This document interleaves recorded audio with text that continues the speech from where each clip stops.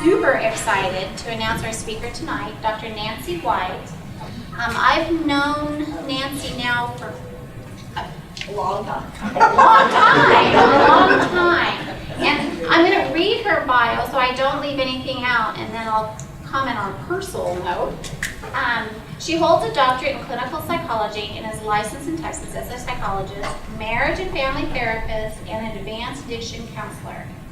She is recognized as a pioneer in the field of applied neuroscience, serving as a consultant editor for the Journal of Neurotherapy and contributing author to 2 college-level textbooks. She is a frequent speaker at professional conferences internationally, as well as nationally, like A4M was a place that I actually got to see her speak, and has conducted workshops and trainings for healthcare professionals, both in the U.S. and abroad. If you haven't seen her and heard her talk, specifically where my heart went is when my son was in junior high and struggling with ADD and ADHD. And we were told he was 4th grade, and we were told that he needed to be on medication. And my husband and I had made a decision that we didn't want to do that. We wanted to try behavioral and nutrition. And the nutrition part I had down pretty well. But there were other things. And so I took some workshops and continue. She hosts at their center, they host beautiful workshops. But that's where I learned that there's more to learning, there's more to the brain that we probably will ever understand, especially in the field of the neurofeedback. So with that, she speaks a lot. There's a great, on the iHealth channel, there's a great one on ADD and ADHD that she talks about on why not medication and what else options you are. And that's what this meeting is all about. It's all about there are choices, and to educate yourself on those choices, and for practitioners to network together, again, for the betterment of your patients. So I know we have some healthcare professionals here tonight. If you raise your hand. Cool, very good. So make sure you do meet one another. And those of you that are interested in learning more, of course, Dr. White's going to be here afterwards as well. And she has a table over here that we'll talk a little bit more as well too. But with that, she is going to talk to us about the holidays and not letting stress steal our joy. Help me welcome Dr. Nancy White.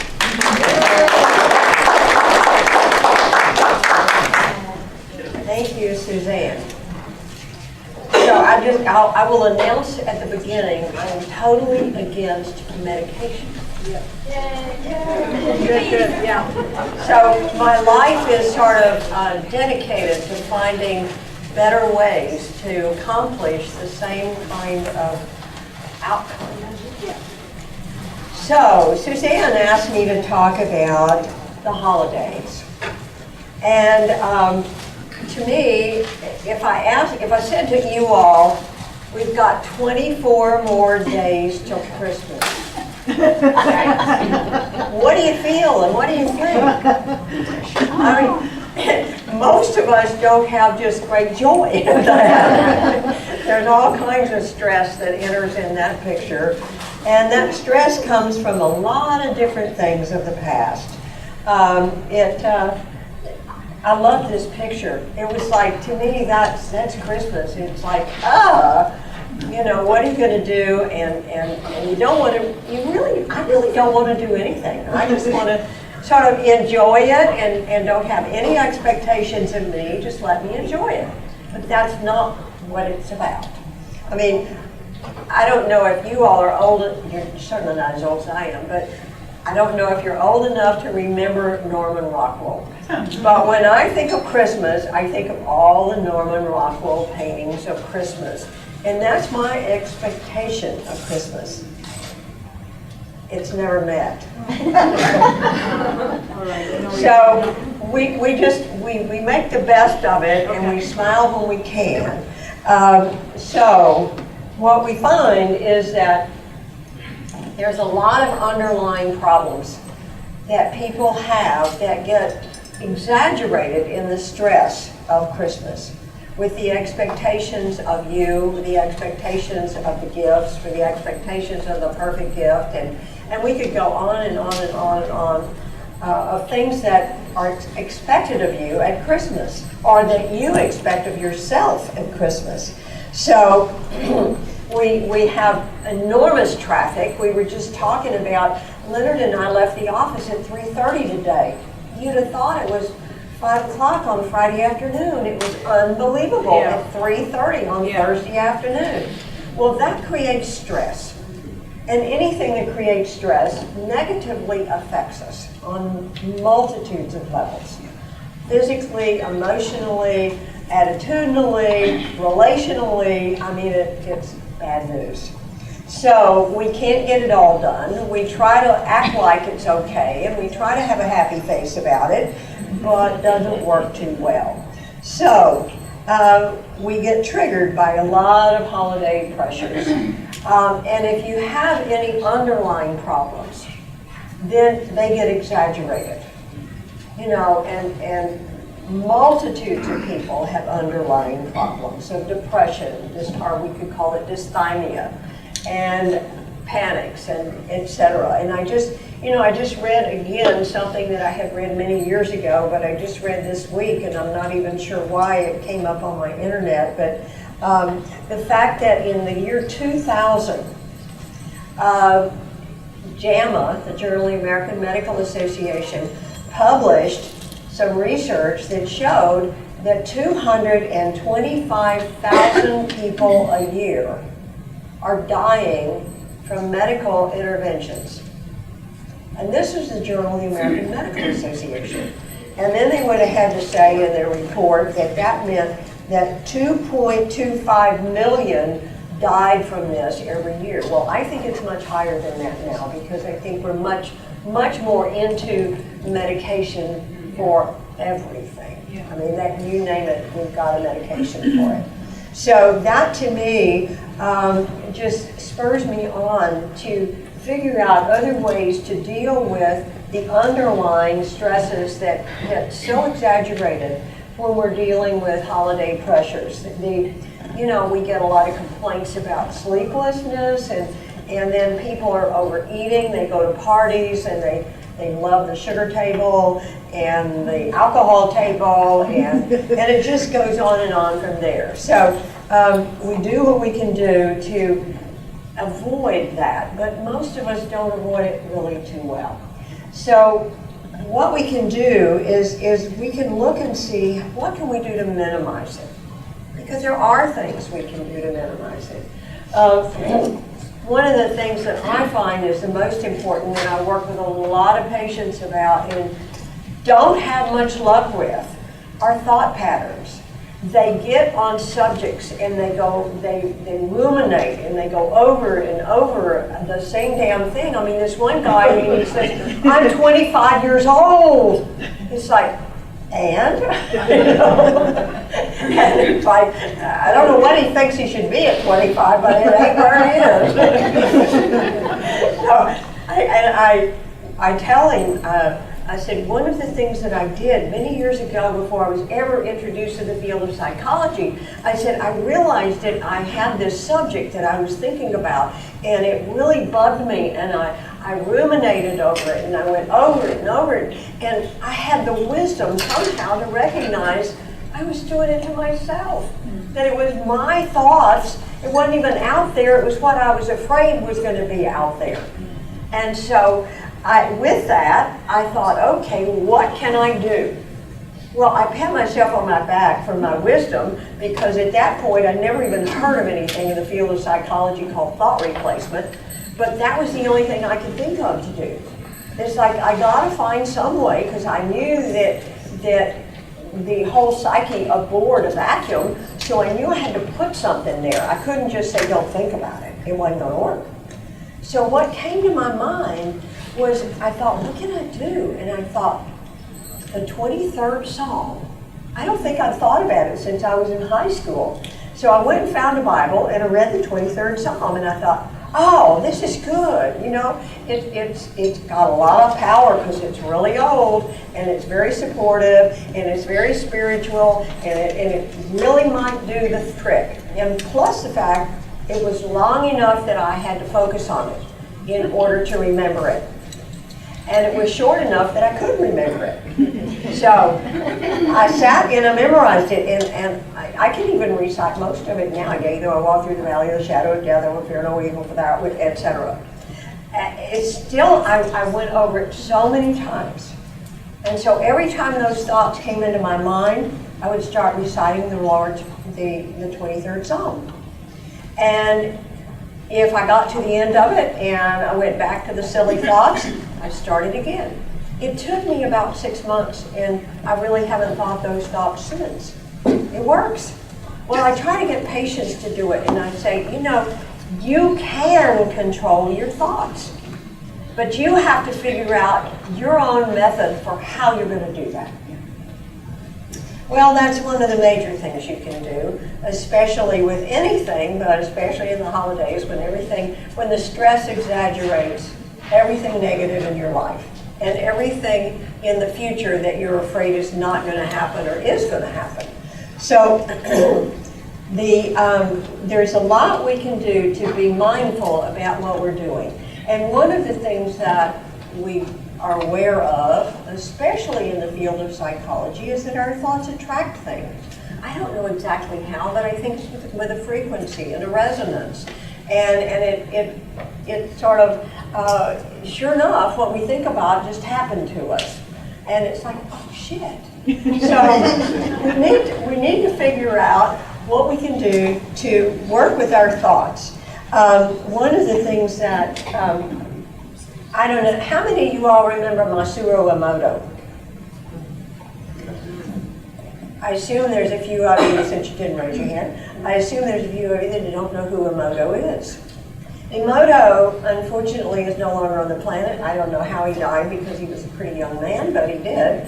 And he was a Japanese guy that was very interested in the vibration of thoughts. I think he called them Hado, H-A-D-O. And he worked for years trying to ascertain a way to show the power of thoughts. And he found that what you think about affects what's around you. And so what he did was he got water, and he would get a little glass of water, and he would put a taped name on it. Like I remember one he taped on was Mother Teresa, and then he taped on Satan. And it was amazing because then he had a process where he had a refrigerated room and a little guy in an Eskimo thing taking photographs of the crystals as they formed. And the crystals were affected by what was taped on the water. And so the crystal of Mother Teresa was this beautiful, lovely crystal. And the crystal of Satan was distorted and ugly. It was no crystal at all. It was distortion. Leonard and I had the good fortune to hear him in Mexico. I think we were in Mexico on vacation, and I opened the little paper where they have the people that live there, and they have a little paper in it. And I saw this crystal, and I knew immediately that was Emoto's crystal. So 3 bus rides later, we finally got to where he was presenting at a little college, and it was remarkable. And it was really remarkable because he only spoke Japanese, and so they translated that to Spanish, and then they translated the Spanish to English. I had time to really think about everything he said as he said it. And that was a real advantage to me. So if you look at that the top one is love and appreciation. That's the crystal that he created. And you can see how beautiful it is. And then he created one that said sick and kill, and you can see how ugly it is. And it was amazing. He would play music to the water, and then he would freeze these crystals. And I remember one was Swan Lake, and it literally looked as if they were dancing a ballet. I mean, it was, if you saw it, it would change your reality. I mean, when you realize how much power every thought and every word you say has. It is out there. It is provable. It is not just somebody's fantasy thought. It is really powerful. So just, you all remember those pictures and look up. It's like he's got about 4 or 5 or 6 books on water. And it's quite amazing what you can get from that. And to remember that the brain is a non-linear dynamical system, that it has attractors. And from my point of view, the attractors are the woundings that we've had in our life. They sort of hang in there, and they're always ready to respond to anything similar that's out there. So any significant memory becomes an attraction. And it's pretty remarkable how we can keep recreating and recreating these attractors. And it's fascinating being a marriage and family therapist and having people come in and hearing the same story that they tell you over and over and over, and they don't realize they're telling you the same story, but they're telling you different names, different people, different situations, but they're all the same dynamic because the attractor is attracting it. So we have to be really careful with that, and that's really a lot of what therapy is about, in my opinion, is cleaning up the crap that we've got hanging out there. So the real question we want to ask is, do my attractors serve me? Notice the patterns of your life. What keeps happening to you over and over? What's the relational dynamics that keep reoccurring? And as you do that, just know that that's your stuff, and you're attracting it. You know, as this one guy told me, he said, I just keep choosing the wrong woman. I said, no. You're the one that's choosing her, and there's some reason there. It's not about her, it's about you. You know, and it may be about those controlling nuns that you had when you were a little child and your controlling mother. So I think you need to go work on that. So after the 5th woman and the 5th year, he finally went and worked on it. So as I say, holidays may be not the perfect time to try to clean up your life and go back and look at your childhood and look at your relation with your parents. But it is a time to look at what all is going on and how the brain-body system is a system, and it's a system of connection. And that we need to address that. We need to look at what are we doing with this brain-body system. One of the things that we do is we do a lot of testing. I'm really for testing. There's so much you can learn about people. I get so frustrated with some of the medical doctors who someone walks in and they say, oh, I'm so depressed, and they say, oh, well, here's an antidepressant. Well, we do a lot of neurotransmitter testing. And I can tell you, I have had several people that are on antidepressants that have too much serotonin. And it's not like the doctors can't find that out. It's really remarkable. And I had one client, he was from a lovely Middle Eastern family, and they're very clannish, and so his sister, he didn't have a wife, so his sister came to be with him while he went through his problems and therapy and so forth. And she had to go back home, so his cousin came. And his cousin came to meet me, and this was one of our last meetings, and it turns out that he said, I'm Dr. So-and-so, and I thought, oh shit, what's he gonna think of me, you know? And so he said, and I'm an MD Anderson, and I thought, oh my God, what the heck, you know? And so I said, and I tend to be kind of outspoken, I was just telling Suzanne, sometimes I put my foot in my mouth like Donald Trump. And so I'm real forgiving of him. I understand him. So I thought, oh my gosh. So I said, well, and he said, oh, and I'm studying to be a psychiatrist. And I said, okay, well, if you're going to be a psychiatrist, you better come in here and listen to me. So he sat there, and so this guy, he had been on a list of medications this long, and he was so much better, and he was on a little tiny bit of Paxil was left. And I said, you know, you really need to get off that Paxil, and you've done all the work, and I think you're going to be fine. And his cousin sitting on the sofa said, well, you just might need that little bit of extra serotonin. And I said, I don't think so. I said, let me show you. And I pulled out my neuroscience test. And serotonin has this red line all the way over with much too much.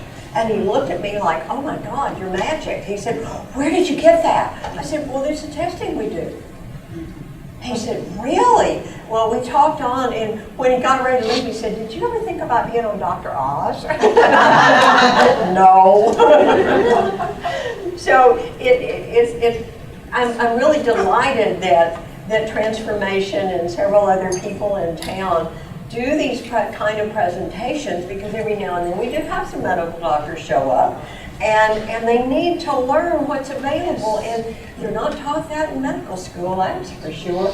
So we do a food sensitivity test, we do the micronutrient test, we do the metal toxicity test, we do the neurotransmitter test, and I can tell you, one of the ones that concerns me a lot is the metal toxicities. We are in such a toxic world, and frankly, all of us ought to be on some kind of chelation every day just to manage.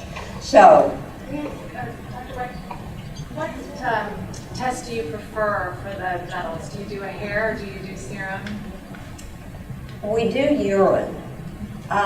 We do a Chelex. I've forgotten what company has Chelex, but we do it with a formula and so forth, which, because heavy metals hide, and so if you just test them, you find that they're fine. And so I remember, I still grieve over one little boy. He was about 6 years old, and he was off. I did a hair test on him. He was off the charts with lead, and so I told his mother. Well, of course, she rushed off to the pediatrician. The pediatrician did a blood test and said he doesn't have any lead. So of course she never came back and never did anything about it. But I learned from Dot Merritt, who's our medical director. Dot always said, Nancy, if you want to know what they've done in the last 30 days, do a blood test. And a hair test goes a long way back, and a urine test goes pretty far. But we find it just the most convenient, especially when everybody's got stuff on their hair if they're female. So, yeah. You know, you can't do a hair test. So the easiest thing is to do that. So we do the Chelex tablets, or capsules they are, and it's a certain formula that you do, and then you collect the urine for, I can't remember, it's 6 hours or 9 hours or something like that. And the Chelex causes the body to release those metals so you can find out what's there. So, or you can do a little small chelation, and when Dot was on the other side of our waiting room, we could do just a little short chelation with an IV drip, and that was a good way to find it. And there are half a dozen different things you can do for chelation, and you never know what's the best. I don't know what to do. You can do the IV drips, but they're time-consuming, expensive, and there are not very many people that, not very many doctors that do them. So this is just a little example of one of our neuroscience neurotransmitter tests, and you can see all the little red lines. This guy's depressed. He is very, very under-aroused. Everything is low. All the dopamine, the serotonin, and the norepinephrine, the PEA, and you name it. And the only thing he's okay on, and he's kind of okay on, is the serotonin. But everything else is low. So to find out what's there, and then neuroscience have really nice amino acid formulas that we have people do. So where did we go? Did I skip one? Yes, I think I did. There. So we go back to one of our favorite subjects nowadays that it's, we didn't used to talk about this till about 3 years ago, and now everybody's talking about the brain-gut connection. And we know that about 85% of serotonin is made in the gut, not the brain. And so we talk a lot about getting the brain right and the gut right.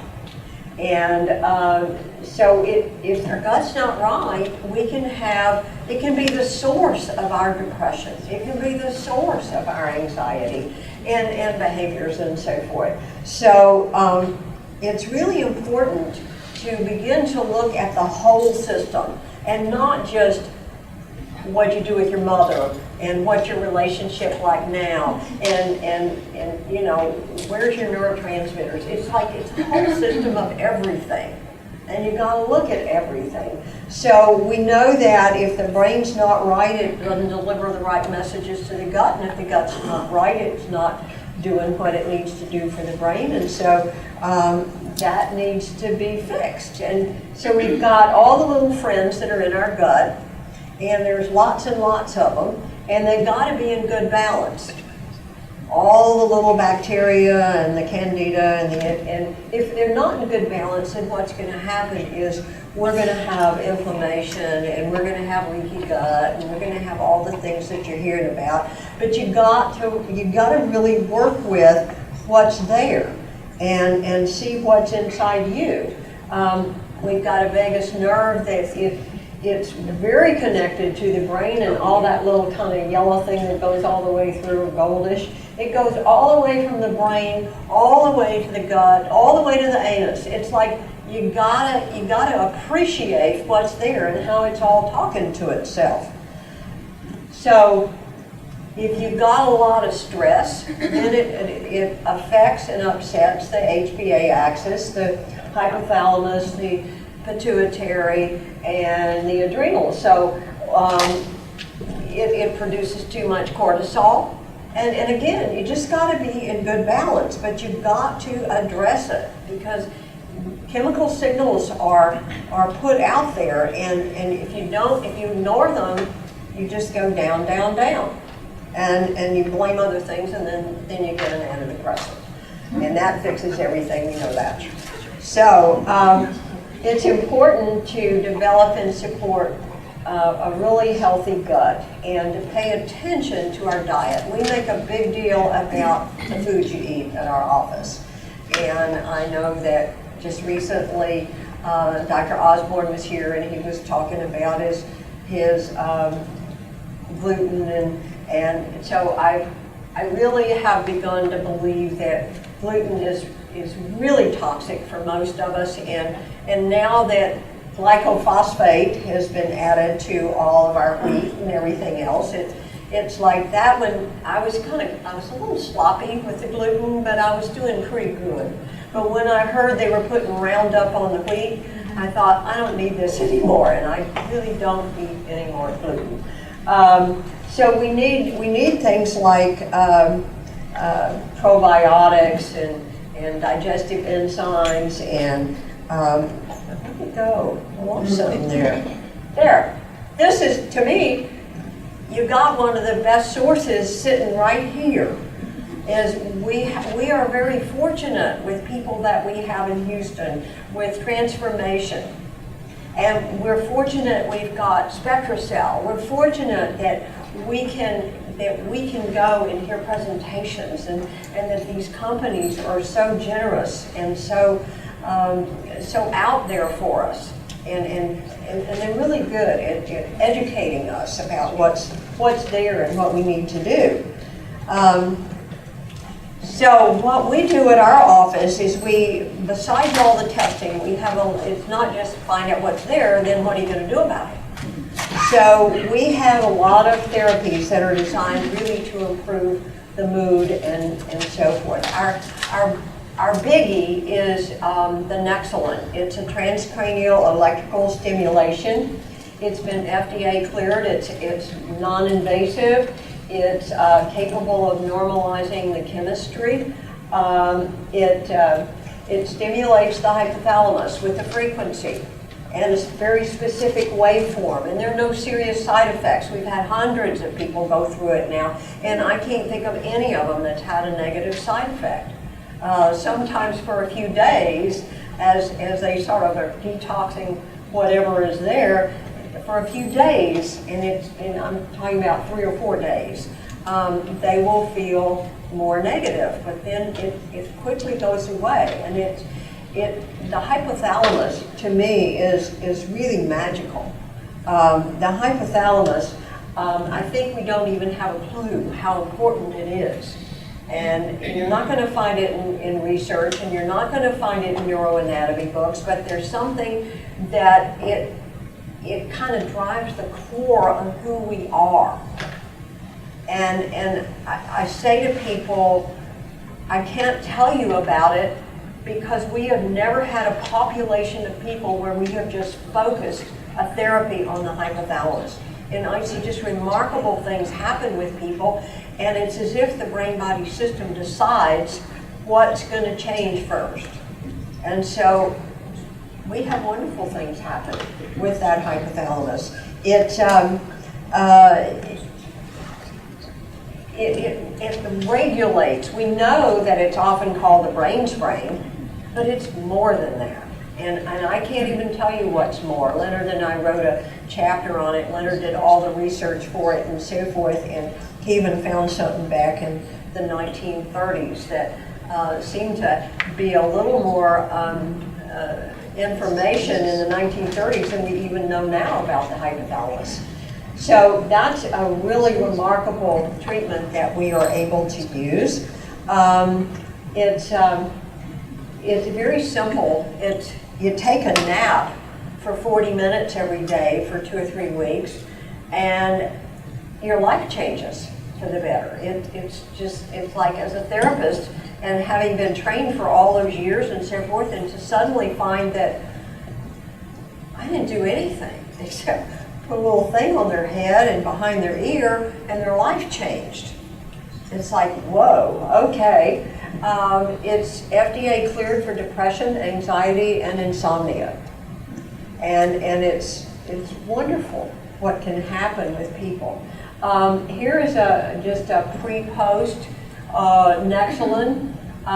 We frequently do a lot of neurofeedback, a lot of training the brain, but this one is the power, the relative power, and you can see on the top row, especially if you go across there, the first one says delta, that's a sleep wave. The next one is theta, that's that creative out to lunch wave. The next one is alpha, and that's the relaxed but alert wave. And the next one is beta, and that's a nice functional wave. And then there's the high beta, that's the over arousal in the brain. And you can see, here's someone with anxiety, and you see the anxiety. You know, we have patterns in the brain that we have a pretty good idea of what's going on with people. And so I tell people a lot, you know, the doctors, instead of doing a blood test, they really need to do a quantitative EEG and have that as a baseline so they can come back to it years later if you've got some kind of problem. They can see, what was the baseline of that? So as you can see, the bottom row, this is after. I think that was after about 10 or 15 sessions. And it resolved a lot of the problem. Now it doesn't always, because the Nexolin is more neurochemical, and we do the neurofeedback, which is more neuroelectrical. And so we are able to do a lot of neat things with that. Whoops. This one is kind of our secret tool. Most people don't know anything about light therapy.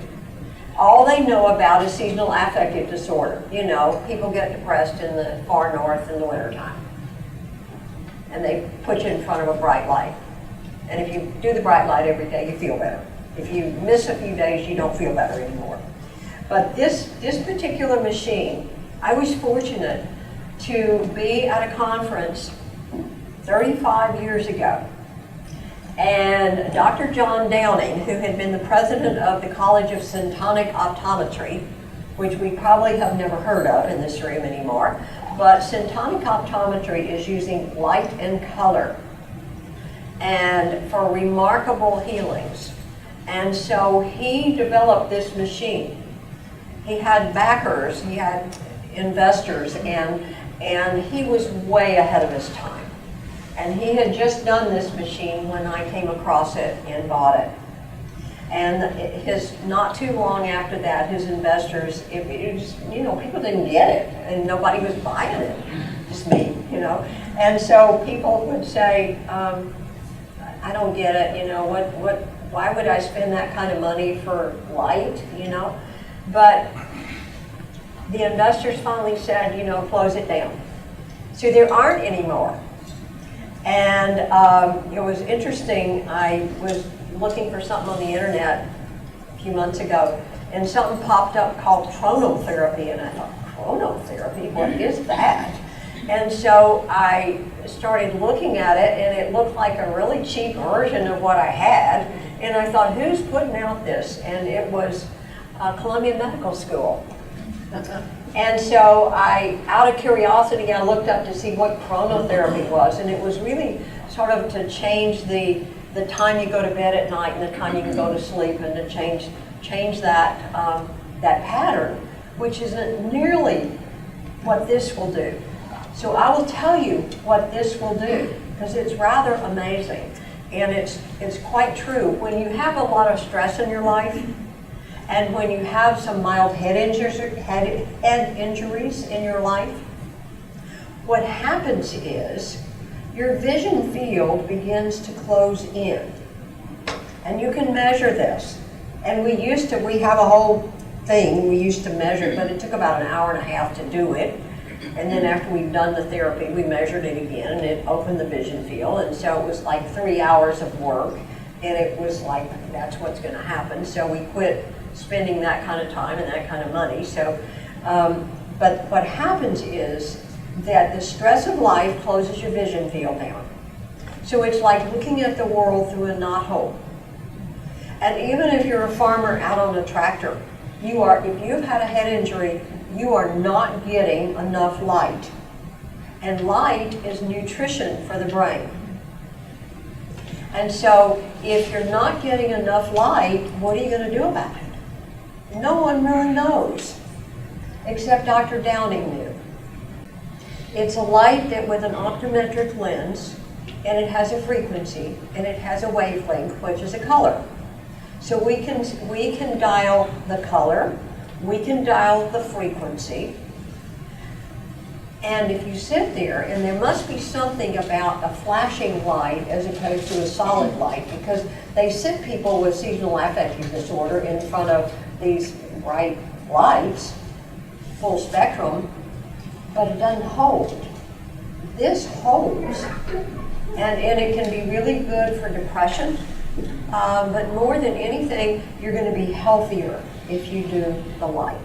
And we have had several head injured people that they wear these dark glasses because they're so light sensitive. When they're so light sensitive, that's a sign there's something wrong with pupil dilation. There's something wrong with how your brain-body system is adjusting to the light out there. And so if you will just do the light, eventually it will fix itself. So that's our sort of little secret tool, and as I say, we've had a lot of people come in that just couldn't tolerate any light at all after head injury, and we put them on that, and you have to start them with a really dark sort of, I don't even remember the color, but it's a dark red light. And then you can brighten it up a little, and then brighten it up a little more, until pretty soon you go out in the sunlight and you don't have to have dark glasses. I talk to myself about that every day because I am so light sensitive and I'm not taking the time to do it. So, well, if you just really look and see what is it that you need to do to get your body and your brain healthier, and if you will just do all of that, what you can find is that when you do these therapies and you do these testing, that eventually you find a balance and a homeostasis, and life works better. And certainly Christmas is less stressful. So, any questions? Yes? About the, when when you test, when you do your testing for food sensitivities? Are you using the Outback? No, and I've forgotten, Diana can tell you what we use because I never remember. What do we use for food sensitivity? The company, Uh-huh, US Biotech. Biotech. Yeah. It's a blood test. Yeah. Anything else? Questions? Okay. Do you still allow tours for healthcare professionals if they would like to see and learn more? Sure. I know that's how I first got to see your office, was touring the office. It's quite impressive, actually, their whole system, and they do work. I mentioned children, which you do. What is the percentage of children to adults? that Well, you you know, work it with? varies. It used to be probably 75% children, maybe 80% children and some adults, and now it's the other way around. We have mostly adults, and we have, I think, 5 autistics now that Leonard works with, and he is really good with the autistic children. They come from all over. Yeah. I had a little boy from Kuwait, some prince's grandson, and we had a boy from Egypt. They came over. Yeah. We used to have a lot of people from Mexico, but now they've got quite a bit of They have their treatment in Mexico they have now. some good practitioners now. Yeah. But one of the things that we do with the neurofeedback and the neurostimulation, which is the TES and transcranial magnetic, is to create improvement in connectivity with these autistic children and get them more functional. And we had one boy who was very quiet and very complacent, and we started training him, and he started saying no to his mother. And she started engaging her, and all of a sudden she didn't have a little vegetable anymore. She had somebody to talk with, and so that's the kind of work that can be done with these testings and with these neurostimulation. So it's not all about medication. It's about getting the brain to work. And the brain is a series of frequency patterns. It has its own language, electrical language, which is a combination of many things, frequencies, phase, steps, all of these things that let other parts of the brain know what to do. And when that's disrupted, whether it be from a head injury or from stress, that'll do it, or from anything else, the ability to get that working again creates very rapid shifts in intelligence or the ability to use it, and the other things that help you become more functional. Have you seen improvements in memory then as well? Yes. Yeah, there are parts of the brain. We have Dominic De Loretto here on the table, who is one of our resident experts on some of these trainings, and he can tell you where in the brain he needs to find a region of interest to train for memory. Nice. Very good. Yes, ma'am. And on the TES, the transcranial electrical stimulation that you have, are there any contraindications on, like, can you use it on people with pacemakers? It's okay or not? Seizures. I don't know, Dominic. We've never had anybody with a pacemaker. Do you think there's any contraindication? I wouldn't think of any reason why not. No, we had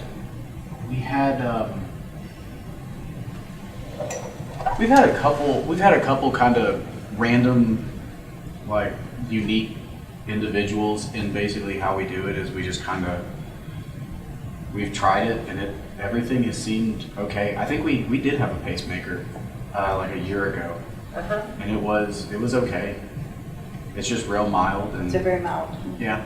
And you can't feel it. It's hardly more than your digital watch. You know, so many of them are so ingrained in Ah. medical, you know, I can't do anything if I'm hooked up to anything that's electrical.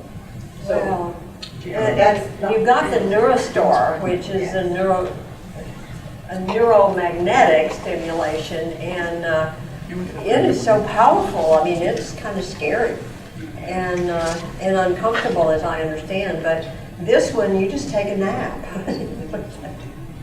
It's really nice. Yes. Nancy, what are you doing as far as the nutritional connection with, especially the autistic children? Well, how we're doing it, we encourage food sensitivity tests, but we don't always get cooperation on that level. We definitely encourage diet, and we don't always get cooperation on that level.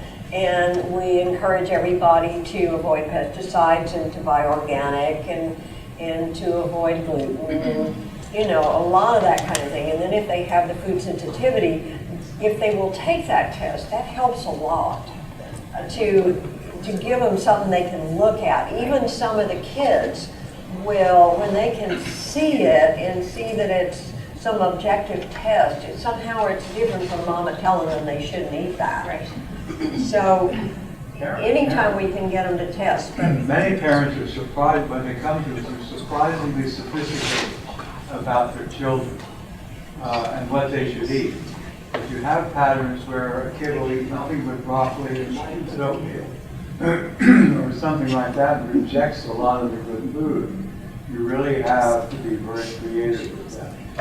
But a lot of parents have already learned what not to do with children. But you go to the supermarket, you have a hard time fulfilling that. And we had one mother, bless her heart, she was a professor at one of the colleges here, a professor. She had 3 autistic children, and one of them was light in the spectrum, the other was quite deep. And we worked with them over a summer. But she had that down, what they should eat, what they shouldn't eat, how they should maintain health, because that has a lot to do, as Nancy said earlier, with how the brain functions. And, you know, if you're a psychologist and you're doing therapy on someone and it's a significant knock in their psyche, if you haven't looked at the gut, if you haven't looked at the neurochemistry, you're going to be fighting an uphill battle with your client. And so all of this comes together as a systemic view of what this person is and what has to be done to build their mental health. So that's the whole point of what Nancy's been saying tonight, is that this is a system. It's a distributed, the physical body, the mental and the emotional and the consciousness that we are, is a distributed system. And as a result, you know, you look at complexity theory to say, what are we going to do with this patient? Well, how many people get taught complexity theory in psychology? So the process is that most doctors and a fair number of psychologists think in a linear way. Symptom, antidote. Symptom, antidote. Problem, process. And when in fact it's a system. You interfere with the system with a linear answer and you get side effects. And that's how it works. Can you talk a little bit about the SpectraCell testing? yes, SpectraCell, I guess SpectraCell does a lot of testing now, but the one I really like, and I tried really hard to put some examples in the PowerPoint, and I just never could figure out how to make it copy, so I didn't do it. But you get the one that I like best, and the one I try to do about once a year. They take all the micronutrients and the vitamins and the minerals and so forth, and it's a blood test, and they run that through, and you get it back with a really nice way of looking at it, so you can just glance at it and see where you're low and how low you are, etc.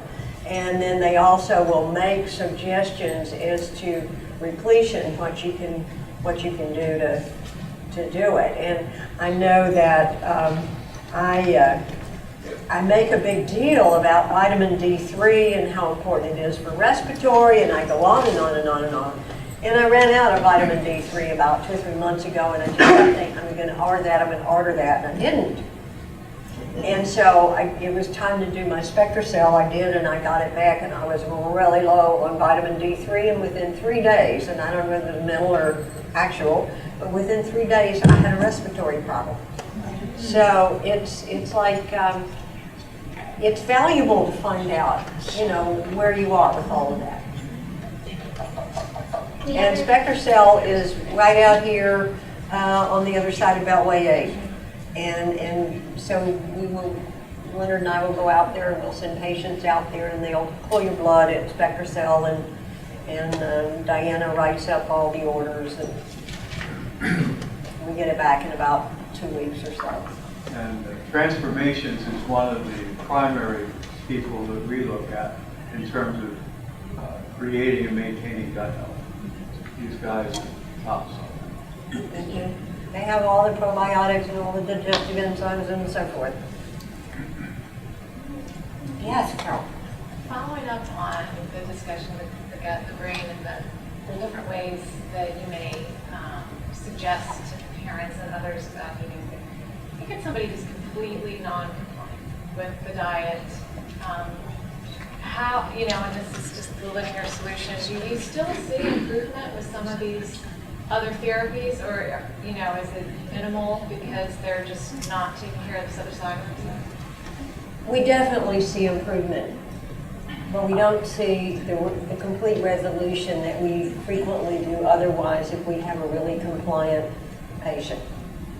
But yes, there's improvement because when you shape up the brain, there's a lot that's going to work better. And the brain controls more, and several doctors have told me they weren't taught anything about the brain to speak of in medical school, and it just blows my mind. Like, you're kidding. It's what runs the show. Yeah. Is the food, the neurotransmitter test, is that blood also? No, it's urine. Oh, that's a urine test. It's very specific the way you go about it, but it's urine, and we usually do a cortisol test with that also, and so that is saliva.